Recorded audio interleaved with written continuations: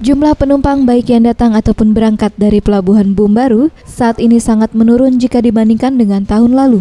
Hal ini disampaikan Dian Lesmana, Kepala Kesyah Bandaran dan Otoritas Pelabuhan Palembang yang ditemui pada Jumat 24 Juli 2015. Seperti pada H+6 tahun 2014, jumlah penumpang mencapai 10 ribuan. Jika dibandingkan tahun ini, hanya mencapai 6.000, menurun 40%. Hal ini disebabkan penumpang lebih banyak menggunakan pesawat yang dinilai lebih nyaman dan cepat.